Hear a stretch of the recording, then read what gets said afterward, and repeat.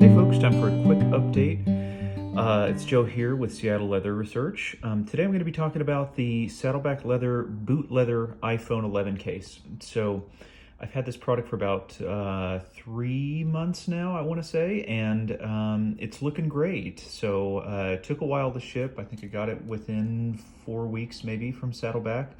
That's about normal for any of the leather goods I do tend to purchase.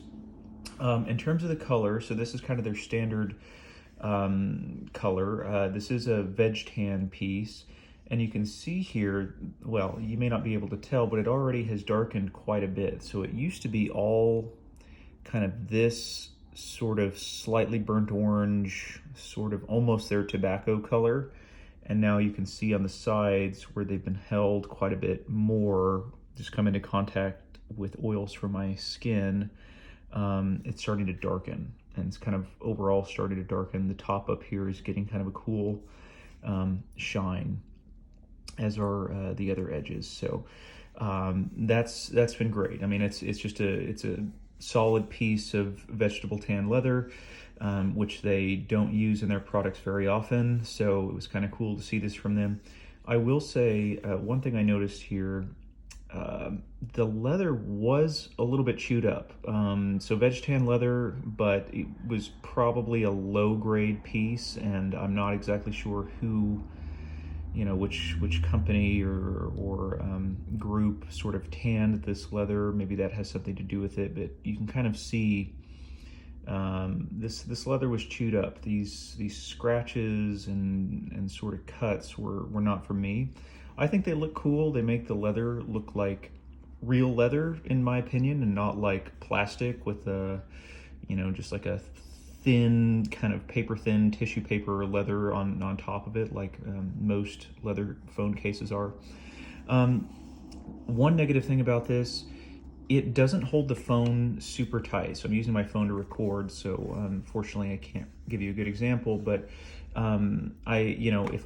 if the phone's laying down like this and I pick it up, I always feel like the phone could slip out, and there have been a couple times where the phone has kind of just fallen out of this thing, and that's probably one reason why there aren't more 100% leather iPhone cases that have been wet molded and wet formed like this, because the leather is just going to break in and loosen up a little bit over time, and you kind of need it to retain that strength and that rigidity throughout its life. Otherwise, you are going to risk, the phone just slipping out of this thing. So I feel like at least daily, I'm sort of pushing the phone back in to these corners, as they loosen up, and just the phone can kind of slide in place now. So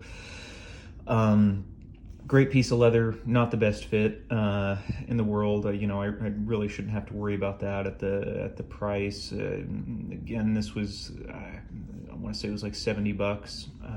I'd have to go back and look at the receipt now from back in January, but not a cheap case by any means. The buttons are okay. They're actually, so having this little shaved piece of leather here, covering the volume buttons and the power buttons, actually makes the button pushes much more sensitive.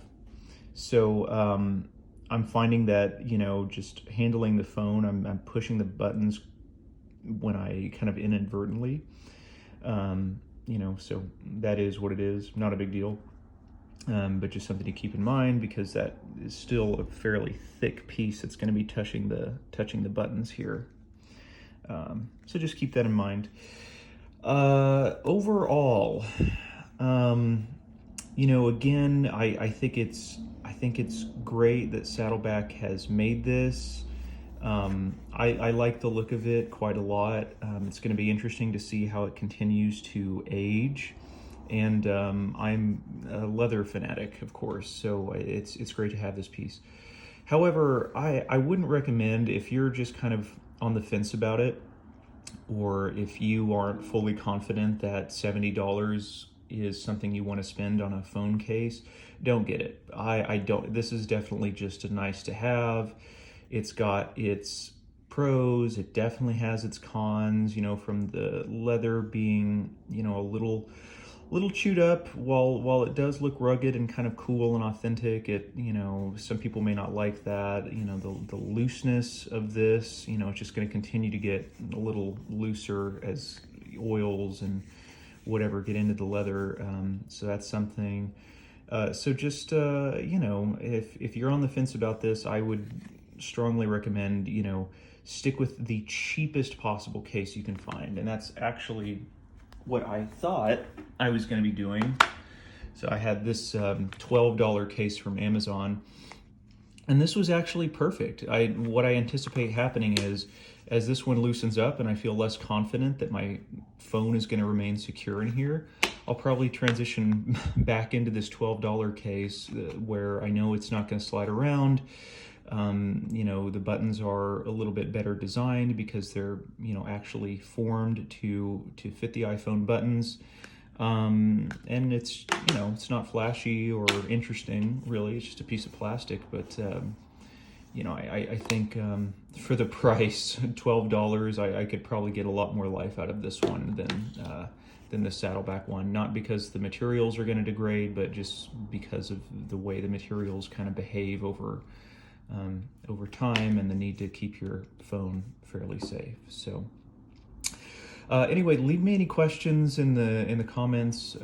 Thanks for watching. I'll definitely update as I continue to use this.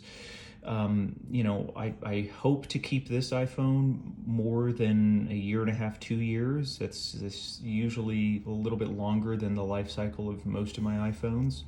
So it's another reason this leather case is going to far outlive, at least in terms of the wholeness of the case as a product, is going to far outlive my $1,100 iPhone 11, which is pretty crazy to think about. So so that's great, but I'm not really comparing the iPhone and the iPhone case. It's more of a comparison of the two cases in this case. So anyway, we'll update you as this thing ages and breaks in, and if I have any other things that I notice about it. Otherwise, thanks for watching, guys.